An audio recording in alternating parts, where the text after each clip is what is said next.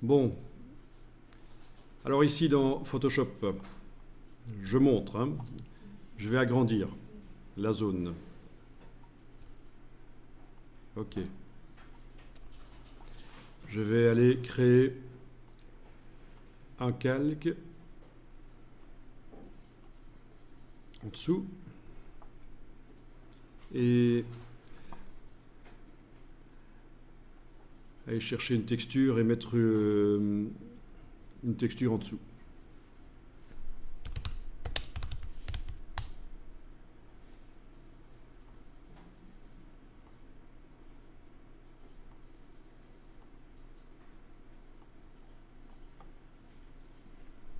Ok.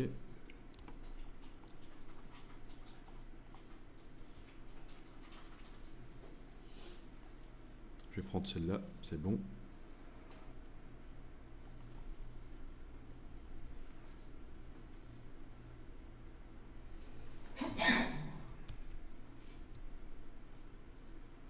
Ok, plutôt que de créer le calque, j'aurais pu carrément importer. Voilà. Je devrais faire passer mon Photoshop en version française, ce serait quand même mieux. Pour vous. Voilà. Donc, une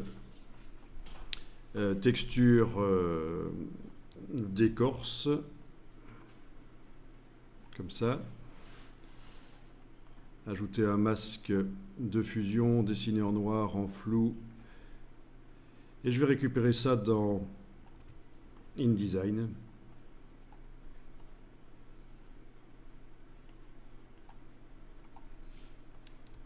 J'enregistre.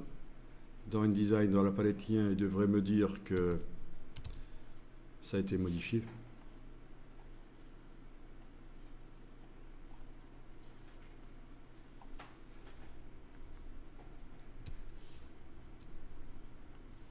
Il ne me l'a pas dit.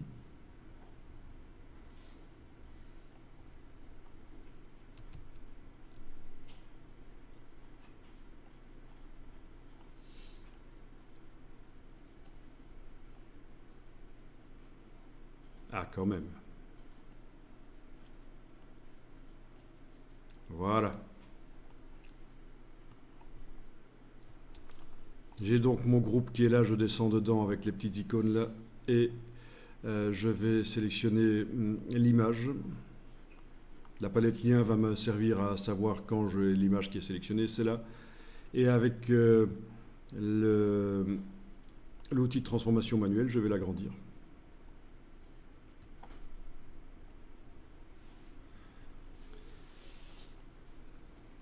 Dans la palette des calques, je vais la faire passer sur un calque que je vais créer, que je vais appeler lettrine.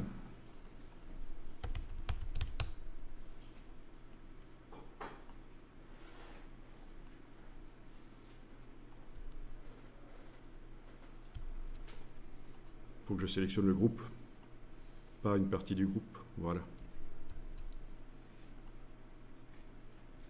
Voilà, et là on a une partie du texte qui passe sur l'image. Et ça, c'est le genre de choses qui n'est pas possible de faire lorsque vous faites la méthode traditionnelle.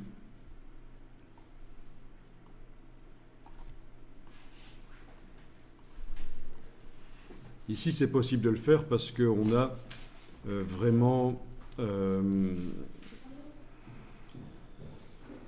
un bloc d'habillage différent du bloc de l'image.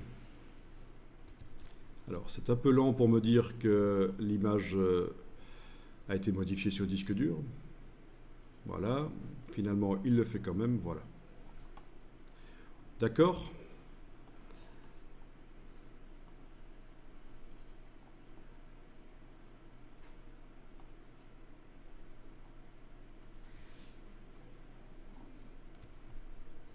Donc cette possibilité de faire déborder un peu la lettrine sous le texte.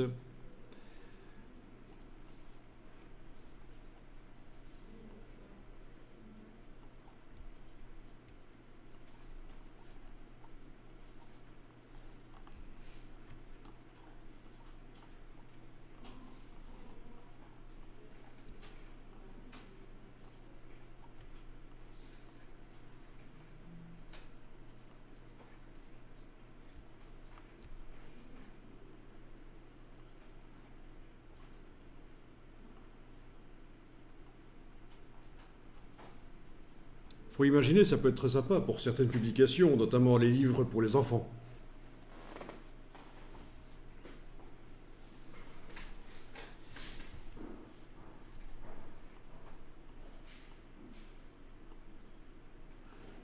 Il faut évidemment penser aux critères, la lisibilité. Il faut que ça reste lisible.